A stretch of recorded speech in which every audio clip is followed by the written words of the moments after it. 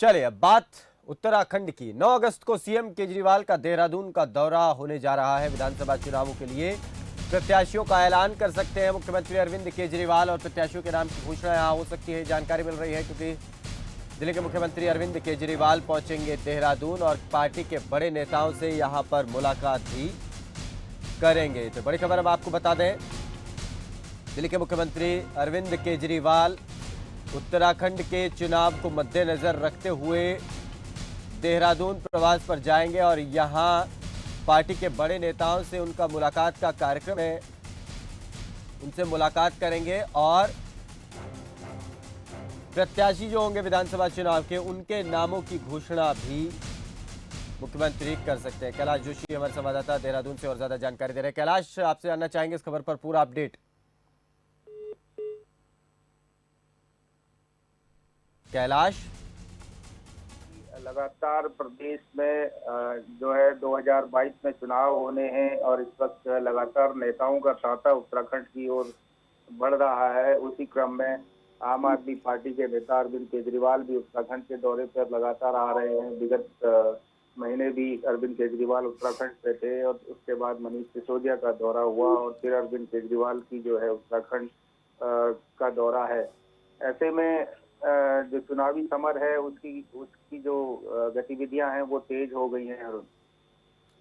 तो यहां आकर प्रत्याशियों के नामों का ऐलान भी कैलाश अरविंद केजरीवाल कर सकते हैं।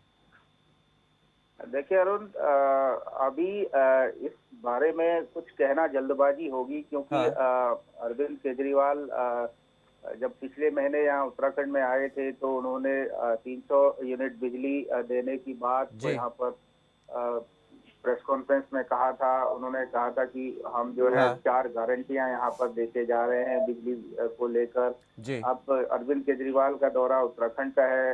ये भविष्य के गर्त में है कि अरविंद केजरीवाल यहाँ आने के बाद किस तरह की घोषणाएं करते हैं, किस तरीके से आम आदमी पार्टी को हाँ, उत्तराखंड में स्टेब्लिश किया जाए, उसकी क्या रणनीति होती है अरुण।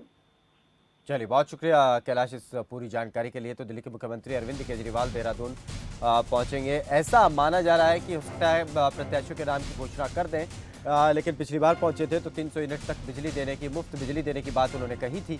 इस बार देखना होगा कोई घोषणा करते हैं या फिर प्रत्याशियों के नाम सामने ले आते हैं दिल्ली के मुख्यमंत्री अरविंद केजरीवाल। जैसा कि हमारे संवाददाता ने बताया, ऐसा कहना जल्दबाजी होगी कि वो प्रत्याशियों के नाम का ऐलान कर सकते हैं। उधर एक और बड़ी खबर आपको बता दें देहरादून से, जहां पर पूर्व सीएम त्रिवेंद्र रावत ने सीएम धामी से मुलाकात की है और मुख्यमंत्री आवास पर उनसे भेंट की। राजनीतिक हालातों समेत कई मुद्दों पर उन्होंने चर्चा की है।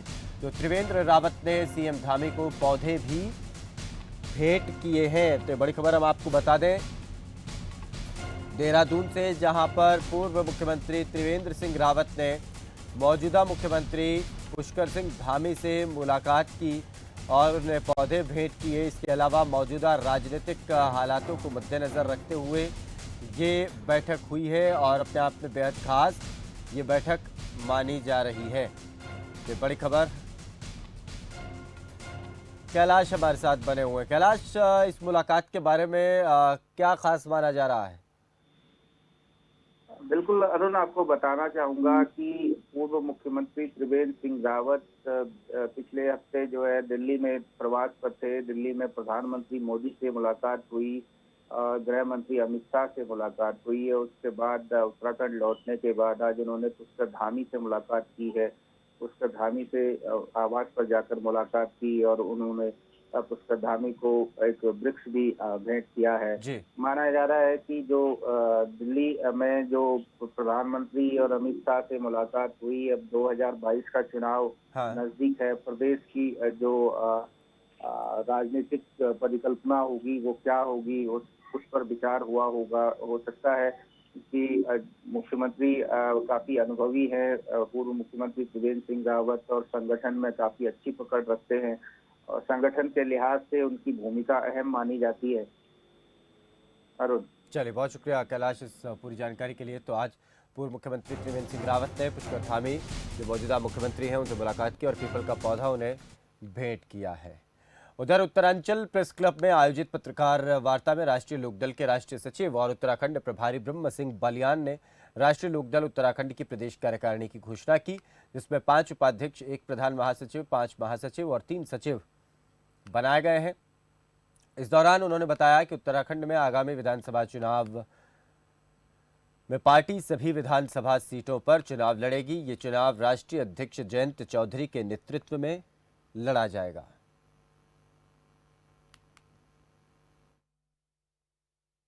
राष्ट्रीय लोकदल आने वाली विधानसभा की उत्तराखंड की तमाम सीटों पर चुनाव लड़ेगा। गठबंधन की बात हमारा राष्ट्रीय नेतृत्व जिस दल से भी होगा उस दल को साथ लेकर यूपी सहित तमाम जगह चुनाव लड़ने का तैयारी कर रहा है और हरिद्वार, देहरादून, उधम सिंह नगर में पार्टी की बहुत अच्छी स्थिति है और दूसरे पर्वतीय क्षेत्र में भी लखेरा जी जगह जगह संपर्क कर रहे हैं संगठन को मजबूत करने के लिए। हमारे कई जिलाध्यक्ष घोषित हो चुके हैं और जो बचे हुए जिले हैं उनमें भी जल्दी ही जिलाध्यक्ष की घोषणा लखेरा जी करेंगे और वहाँ कार्यकर्ता सम्मेलन हर जिले में राष्ट्रीय लोकदल करेगा। उधर नेता प्रतिपक्ष बनने के बाद पहली बार काशीपुर पहुंचे प्रीतम सिंह, जहां उन्होंने कार्यकर्ताओं का आभार व्यक्त किया और पार्टी को पहले से और भी ज्यादा मजबूती के साथ आगे बढ़ाने की बात कही। मैं काशीपुर के साथियों का आभार व्यक्त करता हूँ। आपने जो सहयोग मुझे दिया, आप लोगों ने जो आशीर्वाद मुझे दिया, उसके लिए मेरे शब्दकोश में शब्द नहीं है कि मैं किन शब्दों से आपका आभार व्यक्त करूँ। आपको धन्यवाद। नेता प्रतिपक्ष की जिम्मेदारी मुझे लेनी पड़ी और इस प्रदेश के अंदर कांग्रेस संगठन में भी फिर से जो है नई नियुक्तियों के साथ कार्यभार दिया गया है और मैं आपसे अपेक्षा करूंगा कि जिस तरीके से आपने अध्यक्ष के रूप में अपना प्यार स्नेह आशीर्वाद मुझे दिया, उसी तरीके से नेता प्रतिपक्ष के रूप में भी आपका प्यार स्नेह आशीर्वाद मुझे मिलता रहेगा। ऐसा मेरा विश्वास है, ऐसा मेरा भरोसा है। चलिए आगे बढ़ेंगे। एक बड़ी खबर इस बीच आपको बता दें देहरादून से, जहां उत्तराखंड में मेगा टीकाकरण दिवस मनाया जा रहा है। मुख्यमंत्री पुष्कर सिंह धामी ने अभियान की शुरुआत की। 24 घंटे में 1.5 लाख लोगों को वैक्सीन लगाई जानी है और टीकाकरण को लेकर सबसे बड़ा अभियान ये चलाया गया है। तो बड़ी खबर हम आपको बता दें, 24 घंटे में वैक्सीनेशन का ये मेगा अभियान जिसकी शुरुआत मुख्यमंत्री पुष्कर सिंह धामी ने की है। 24 घंटे में 1.5 लाख लोगों को वैक्सीनेट करने की पूरी प्रक्रिया जो है वो अपनाई जाएगी। तो देखना होगा कि इस लक्ष्य को कैसे प्राप्त किया जाता है। कैलाश जोशी हमारे संवाददाता ज़्यादा जानकारी दे रहे हैं। कैलाश, बताएं, अभियान बहुत बड़ा है, टारगेट बहुत बड़ा है, अचीव कर पाने में किस तरीके की तैयारियां हैं? बिल्कुल अरुण, आपको बताना चाहूंगा कि आज जो है प्रदेश में एक ही दिन में लगभग 1.5 लाख लोगों को वैक्सीनेशन लगना है, जिस अभियान की शुरुआत देहरादून से मुख्यमंत्री पुष्कर धामी ने कर दी है। हालांकि प्रदेश की जो कोविड की स्थिति है वो अभी बहुत अच्छी है, क्योंकि यहाँ पर जो कोविड के केसेज हैं वो बहुत कम मात्रा में हैं और जो मृत्यु दर है वो अभी जो है बिल्कुल 0 है। और जो आज इसी कड़ी में जो है आज मुख्यमंत्री पुष्कर धामी ने जो है टीकाकरण का आगाज किया है। पूरे प्रदेश में टीकाकरण अभियान चल रहा है और लगभग उम्मीद जताई जा रही है कि आज लगभग 1.5 लाख लोगों को वैक्सीनेशन करने का टारगेट दिया है। और सबसे बड़ी बात यह है कि जो कोविड का इश्यू है, कोविड का जो संक्रमण है वो बहुत कम उत्तराखंड में इस वक्त देखने को मिल रहा है। उसी को देखते हुए मुख्यमंत्री पुष्कर धामी ने इसको वरीयता में रखा हुआ है और इसी क्रम में जो है जल्द से जल्द जो है वैक्सीनेशन का कार्य पूरा हो सके प्रदेश में और लोगों को उस सुविधा का लाभ मिल सके, इसी को देखते हुए जो है ये टीकाकरण का कार्य जारी है। चलिए, बहुत शुक्रिया कैलाश इस पूरी जानकारी के लिए। तो इस खबर के बारे में हम आपको बता दें, दरअसल 24 घंटे में 1.5 लाख लोगों को वैक्सीनेट करने का पूरा टारगेट रखा है। मुख्यमंत्री और स्वास्थ्य मंत्री ने इस पर जानकारी दी, क्या कुछ कहा सुनवाएंगे आपको। हमारी सरकार ने मेगा वैक्सीनेशन का कैंप प्रारंभ किया है, मेगा वैक्सीनेशन शुरू किया है। आज पहले दिन पूरे दिन भर के अंदर 1.5 लाख लोगों को वैक्सीन लगाई जाएगी और हमारा लक्ष्य है कि अगले दिसंबर तक सारे के सारे जो है प्रदेश के अंदर पूर्ण रूप से लोगों को पहली डोज लग जाए, पूरी तरह से वैक्सीनेशन हो जाए। उसके लिए देश के यशस्वी प्रधानमंत्री जी का मैं धन्यवाद करना चाहता हूं, देश के यशस्वी प्रधानमंत्री नरेंद्र मोदी जी का, कि उन्होंने पर्याप्त मात्रा में हमारे यहाँ पर जो वैक्सीन कुछ कम मात्रा में आ रही थी उसको जो है अधिक कर दिया है और अब हमको जल्दी से जल्दी अपना लक्ष्य प्राप्त हो जाएगा। 1.5 लाख से ज़्यादा लोगों पे वैक्सीनेशन कराने का निर्णय हमारे स्वास्थ्य विभाग ने लिया है और आज इसका विधिवत उद्घाटन हमारे मुख्यमंत्री जी कर रहे हैं। और हमने राज्य के सभी लोगों को आश्वस्त किया है कि 30 दिसंबर 2021 तक हम 100% लोगों पे वैक्सीनेशन का काम पूरा कर देंगे और ये देश का पहला राज्य होगा जो इसी साल 100% लोगों पे वैक्सीनेशन करा देगा। यहाँ पर एक छोटा सा ब्रेक ले रहे हैं, लौटेंगे कुछ और खबरों के साथ।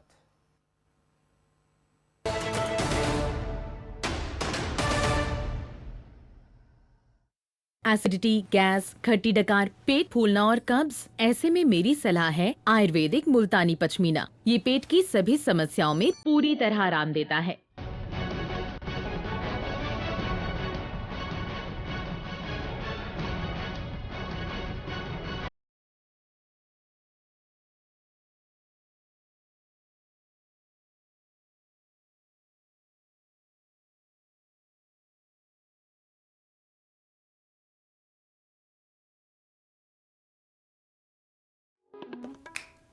आप रोगों से परेशान हो या अंग्रेजी दवाओं से, विभिन्न प्रकार के टेस्टों से परेशान हैं या डॉक्टरों से, किसी भी प्रकार के रोगों के समाधान के लिए एक बार आइए नाड़ी वैद्य काया क्लब और पाइए अपने सभी रोगों का आयुर्वेद में सही इलाज।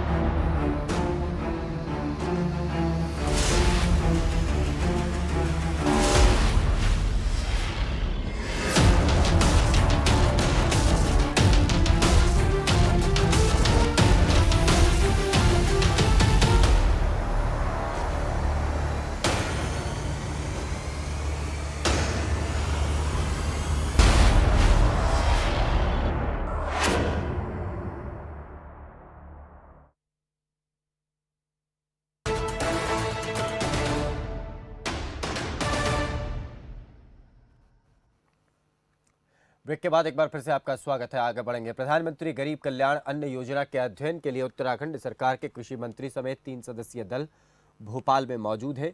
इस दौरान कृषि मंत्री सुबोध उनियाल ने मध्य प्रदेश के खाद्य और आपूर्ति विभाग के मंत्री विसाहुलाल सिंह से मुलाकात की और अन्नोत्सव 2021 पर सविस्तार चर्चा की। बता दें कि हितग्राहियों को योजना के प्रति और अधिक जागरूक बनाने के लिए प्रधानमंत्री गरीब कल्याण अन्न महोत्सव का आयोजन किया जा रहा है।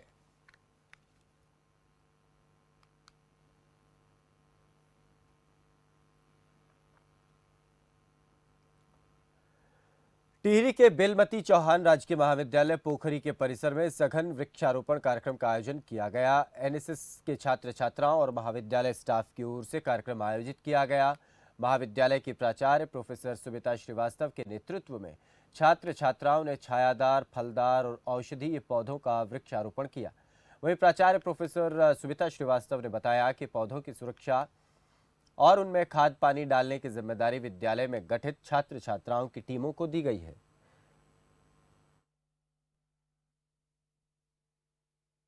स्वच्छता एवं वृक्षारोपण कार्यक्रम किया गया।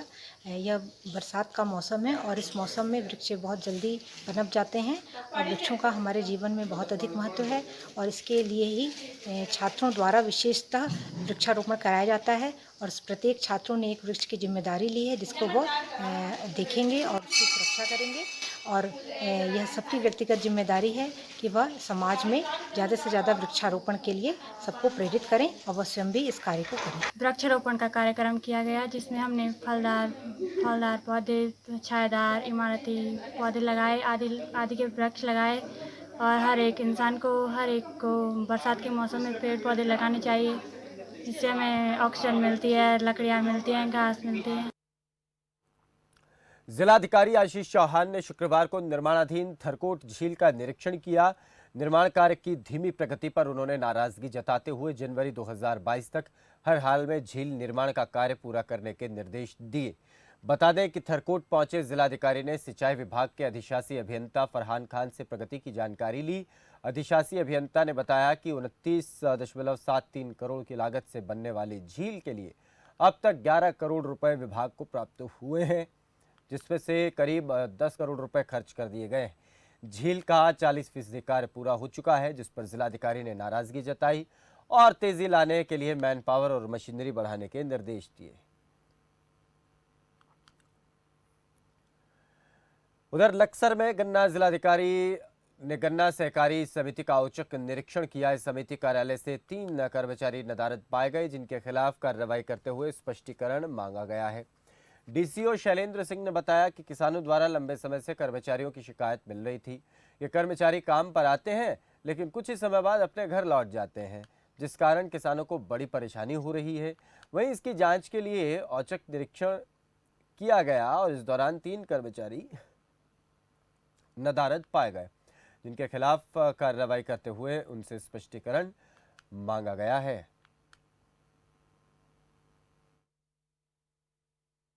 पिछले कुछ दिनों से सूचना मिल रही थी कि कर्मचारी सुबह आते हैं और शाम को निकल जाते हैं, और कुछ यहाँ पे जो बैलेंस शीट का हमारा काम काफ़ी सालों से पेंडिंग चल रहा था, उसी के बारे में कुछ निरीक्षण भी किया जाना प्रस्तावित था मेरा। उसी के सिलसिले में आज यहाँ औचक निरीक्षण किया जाए। हालांकि निरीक्षण में 2-3 कर्मचारी अनुपस्थित पाए गए हैं, उनकी एब्सेंट भी हमें लगा दी है और उनका स्पष्टीकरण भी इसमें मदद किया जाएगा। इसके साथ ही बैलेंस शीट की समीक्षा की है, तो उसके काम करके संतोषजनक है। आज हमारे कर्मचारी वहीं से काम करके चलिए बड़ी खबर आपको बता दें, बद्रीनाथ हाईवे तीसरे दिन भी अब नहीं खुल पाया। लगातार पहाड़ी से गिर रहे पत्थर गिरने की वजह से कार्य रुका हुआ है। जिलाधिकारी ने प्रभावित क्षेत्रों का निरीक्षण किया था। हाईवे पर वाहनों की लंबी लंबी कतारें लगी हुई थी। तो बड़ी खबर हम आपको बता दें, जिलाधिकारी ने प्रभावित क्षेत्रों का निरीक्षण किया। दरअसल वाहनों की कतारें लगातार यहाँ पर लगी हुई हैं और पहाड़ी से पत्थर भी लगातार गिर रहे हैं और ये सिलसिला रुकने का नाम ले नहीं रहा है, जिसकी वजह से आवागमन में यातायात में काफ़ी दिक्कतें आ रही हैं। और इसी को लेकर बद्रीनाथ हाईवे तीसरे दिन भी नहीं खुल पाया। लगातार प्रशासन कोशिश तो कर रहा है, लेकिन इसका कोई भी फायदा हो नहीं रहा। नरेश भट्ट हैं रुद्रप्रयाग से हमारे संवाददाता, ज्यादा जानकारी दे रहे हैं। नरेश, बताइए इस खबर पर पूरा अपडेट। जी अरुण, मैं बता दूं कि लगातार क्षेत्र में बारिश होने के कारण जो ऋषिकेश बद्रीनाथ राष्ट्रीय राजमार्ग वो लगातार 3 दिनों से बंद है। भले ही यहाँ पे ये कार्यदायी संस्था के द्वारा सड़क खोलने के प्रयास किया जा रहा है, लेकिन लगातार पहाड़ी से स्लाइडिंग होने के कारण कहीं न कहीं दिक्कतों का सामना करना पड़ा। साथ ही बता दूं कि रात्रि को बारिश होने के कारण जो पहाड़ से स्लाइडिंग है वो स्लाइडिंग अत्यधिक मात्रा में हो जाता है, जिससे कि रुद्रप्रयाग और चमोली जनपद के वासियों को आवागमन के लिए 100 से 150 किलोमीटर की दूरी तय करने के बाद ही अपने गंतव्य स्थान पर जाना पड़ता है। चलिए, बहुत शुक्रिया इस पूरी जानकारी के लिए। तो बड़ी खबर हम आपको बता दें, जहां बद्रीनाथ हाईवे पर लगातार पत्थर गिर रहे हैं, जिसकी वजह से परेशानी बढ़ती ही जा रही है। उधर पूर्व विदेश मंत्री सुषमा स्वराज की पुण्यतिथि पर श्रद्धांजलि अर्पित करते हुए विधानसभा अध्यक्ष प्रेमचंद अग्रवाल ने ऋषिकेश एम्स को एम्बुलेंस भेंट की। विधानसभा अध्यक्ष और एम्स निदेशक प्रोफेसर रविकांत ने दोनों एम्बुलेंसों को हरी झंडी दिखाकर रवाना भी किया और रिबन काटकर नवनिर्मित टीन शेड का भी उद्घाटन कर दिया। उधर प्रेमचंद अग्रवाल ने बताया कि पूर्व विदेश मंत्री सुषमा स्वराज ने ऋषिकेश एम्स की आधारशिला रखी थी, जिनकी पुण्यतिथि पर 35 लाख की लागत से 2 हाईटेक एम्बुलेंस दी गई हैं।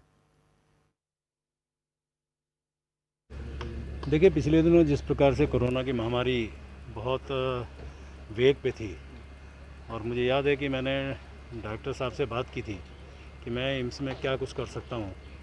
इन्होंने कहा कि मेरे लिए यहाँ पे वैसे तो बहुत कुछ है, लेकिन फिर भी यदि आप दे सकते हैं तो कुछ एम्बुलेंस हमें दे दें। और 2 एम्बुलेंस देने की उस समय मैंने घोषणा की थी और 2 टीन शेड आपने मुझे उस टाइम, मुझे याद है उससे पहले एक बार मेरी आपसे बात हुई थी, बहुत पहले बात हुई थी, तब आपने मुझे टीन शेड का एक बार आग्रह किया था, तो मैंने वो याद दिलाई। तो प्रोफेसर साहब ने कहा कि आपको याद है तो आप वो भी देना चाहें तो दे सकते हैं। तो कुल मिला के 35 लाख की 2 ये हमारी एम्बुलेंस हैं और 7,30,000 के 2 टीन शेड हैं। आप देखिए कितने सुंदर बने हैं। केदारनाथ धाम में बीते 2 महीनों से देवस्थानम बोर्ड को भंग करने को लेकर तीर्थ पुरोहित समाज का आंदोलन लगातार जारी है। बता दें कि शुक्रवार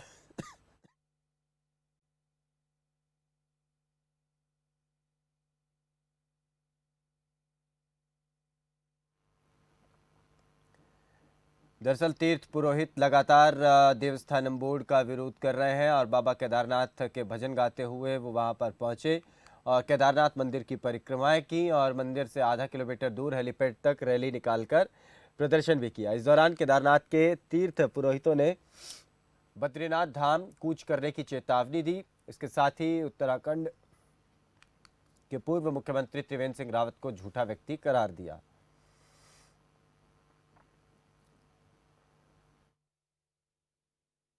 जय श्री केदार। पूर्व मुख्यमंत्री त्रिवेंद्र सिंह रावत जी कहते हैं कि प्रधानमंत्री जी ने कहा है कि 4 धाम में देवस्थानम बोर्ड लगना चाहिए। ये इतना झूठा आदमी है। माननीय प्रधानमंत्री ने नहीं कहा है कि देवस्थानम बोर्ड जो है 4 धाम में लागू होना चाहिए। ये मुख्यमंत्री एकदम झूठा है और ये कान खोल के सुन ले, हम चारों धामों के लोग इसका विरोध करते रहेंगे और बाबा से ही प्रार्थना करेंगे कि तत्काल इस ब्रह्मद्रोही को जो है कुछ न कुछ श्राप मिलना चाहिए। चारों धामों के तीर्थ पुरोहित इसको श्राप देने के लिए बाध्य होंगे। जय श्री केदार। उधर लक्सर के पास भुरनी रोड पर ईंटों से भरी ट्रैक्टर ट्रॉली और बाइक की जोरदार टक्कर हो गई। हादसे में बाइक सवार 2 युवकों में से एक युवक की मौके पर ही मौत हो गई, वहीं दूसरा गंभीर रूप से घायल बताया जा रहा है, जिसका इलाज लक्सर के एक अस्पताल में चल रहा है। पुलिस के मुताबिक बाइक सवार मृतक युवक की पहचान विपिन पुत्र सुरेश निवासी कुआखेड़ा थाना के हुई है और फिलहाल पुलिस ने पोस्टमार्टम के बाद शव परिजनों को सौंप दिया है।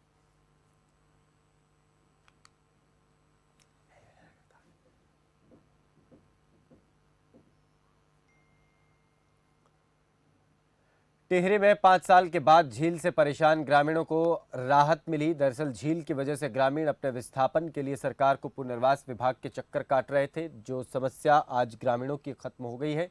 जिलाधिकारी और पुनर्वास निदेशक ने बहुउद्देशीय भवन नई टिहरी में टिहरी बांध परियोजना के तहत 61 ग्रामीणों को लॉटरी के जरिए आवासीय भूखंड आवंटित किए गए।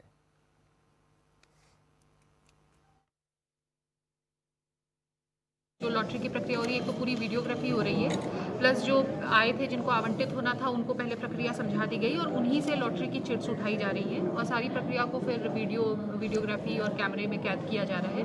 तो इसमें 29 कृषि भूखंड और 32 कृषि और आवासीय भूखंड 29 है और 32 आवासीय भूखंड है। तो इतने आज अलॉट किए जा रहे हैं। इनमें से कई लोग हैं जो ग्रीवांस रिड्रेसल सेल या कोर्ट से जो जीत करके आए या फिर हमारे यहाँ से ही उनकी पात्रता का निर्धारण हुआ, तो इन सबको ग्रामीण पट्टे दिए जाने थे और वो पट्टों की शासनादेश अनुसार प्रक्रिया लॉटरी ही होती है, तो वही लॉटरी की प्रक्रिया की जा रही है।